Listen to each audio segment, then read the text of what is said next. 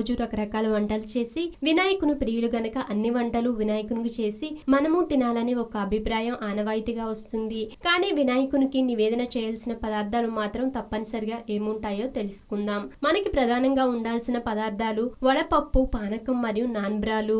నాన్బ్రాలు అంటే బియ్యాన్ని నానబెట్టి మెత్తగా అయ్యాక అందులో పెసరపప్పు వేస్తారు. ఇంకా చలిమిడి కూడా ఇష్టం. ఇంకా చెప్పాలంటే అరటికాయ, కొబ్బరికాయ ముఖ్యంగా కావాల్సినవి. ఇవి ఇంకా దొరికితే అన్ని పండ్లు పెట్టాలి. ఇవి మాత్రం ప్రధానమైనవి, ఆయనకి ఇష్టమైనవి కూడా. ఎందుకో వెలగపండు కూడా ఆయనకి, ఏనుగుకి ఇష్టం అంటారు. కానీ వీటితో పాటు వండి చేసిన పదార్థాలు, కుడుములు పెట్టాలి. మిగిలినవి మన ఇష్టానుసారంగా చేయవచ్చు. ఆయనకి ఇష్టమైనవిగా చెప్పేవి ఏవి అంటే అటుకులు, పటిక బెల్లం. ఆయనకి పంచదార వాడిన పదార్థాలు పెట్టకూడదు. ఇంకా చెరుకుగడ కూడా ఇష్టం. బెల్లం, బియ్యం, పెసరపప్పు ఎన్ని మార్చి చేసినా ఇవే ఉంటాయి. దీనికి కారణం ఏంటి అంటే ఈ ఋతువుల్లో వేసవి కాలంలో శక్తి అంతా అరుచుకుపోతుంది. శక్తి పుంజుకోవాల్సిన అవసరం ఉంది.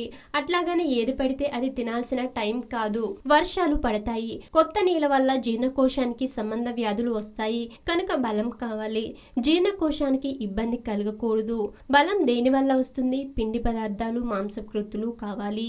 ఈ పిండి పదార్థాలు, మాంసకృతులు 2 సార్లు ఆవిరి మీద ఉడకబెట్టి తిన్నట్లయితే జీర్ణకోశానికి ఇబ్బంది లేదు, బలం వస్తుంది. నూనె ఉపయోగించకూడదు. వినాయకునికి కుడుములు వెనుక ఇంత ఆరోగ్యం దాగి ఉంది అని అర్థం చేసుకోవాలి. వినాయకునికి ఏది కూడా నూనెలో వేయించినవి గాని, నేతిలో వేయించినవి గాని నివేదన చేయడం జరగదు. గారెల్ లాంటివి కూడా పెట్టొచ్చు.